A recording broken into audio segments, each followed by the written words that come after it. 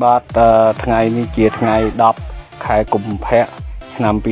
2026ក៏ជាថ្ងៃ23សូរិយាកេថ្ងៃនឹងក៏ជាថ្ងៃបងប្អូនចិនជាតិគិញយើងជួនរកកានដែរបងប្អូននៅតែប្រហែលថ្ងៃនេះគឺថា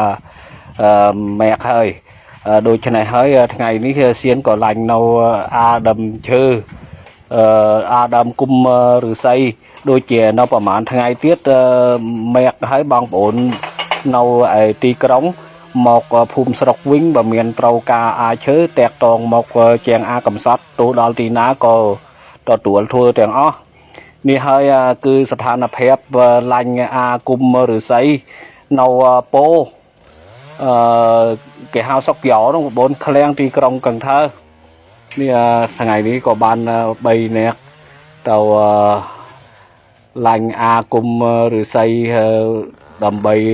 ឲ្យជានៅកសែភ្លើងប្រអីតបខ្នល់ពោបងប្អូននេះកំពុងថាអាឫស្សីនឹងមកអាវបតតណាបងប្អូននេះសូមបងប្អូនយើងទស្សនាដូចតទៅហើយមិននឹងបញ្ចប់វីឡុកក៏សូមជូនពរបងប្អូនមេមីងយើងក្នុងក្រៅប្រទេសនៅសុខសប្បាយទាំងអស់គ្នាណាហើយជាពិសេសបងប្អូនយើងនៅប្រហែលថ្ងៃទៀតទៅមកលេងយើងស៊ីម៉ែកហើយស៊ីម៉ែកវៀតណាមយើងមកដល់គេហដ្ឋានអើយសំណុកសុខសប្បាយទាំងអស់គ្នាបងប្អូនរត់ម៉ូតូហុងដែរប្រយ័ត្នប្រយែងនេះបងប្អូនអើយម៉ែកលេង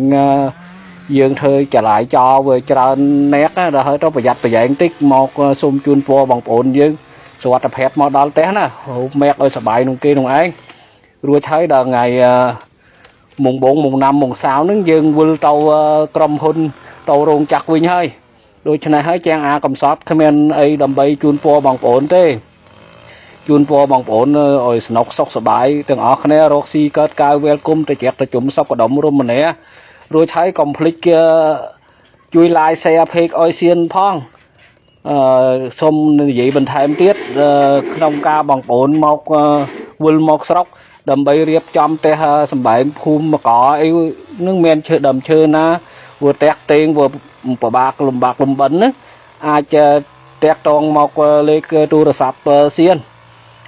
នៅទៅវិចទៅនៅទីណាក៏សៀនធានារ៉ាប់រងឲ្យទាំងអស់តម្លៃគួរសមទេបងប្អូនបាទដូច្នេះហើយជាងអាកំសត់ក៏សូមអនកាយគោរពដល់ពុកម៉ែបងប្អូនបាទសូមជម្រាបលា